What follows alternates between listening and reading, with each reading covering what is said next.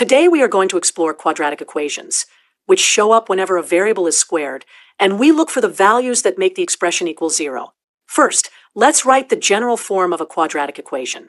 We can read the letters a, b, and c as our coefficients for the squared term, the linear term, and the constant term, respectively.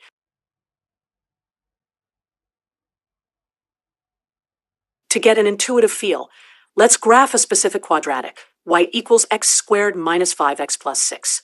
We start by drawing the axes and labeling the scale.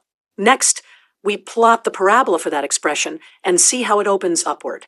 We can mark the x-intercepts, which correspond to the solutions of the equation. Finally, we will point out the vertex and the axis of symmetry that organizes the valley of the graph.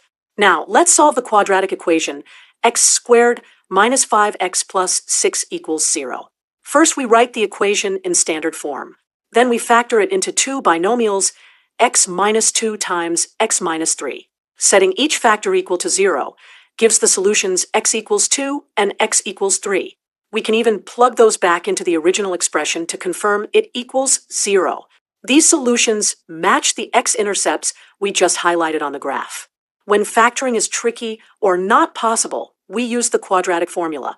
The formula is x equals negative b plus or minus the square root of b squared minus 4ac, all over 2a, substituting at equals 1, b equals negative 5.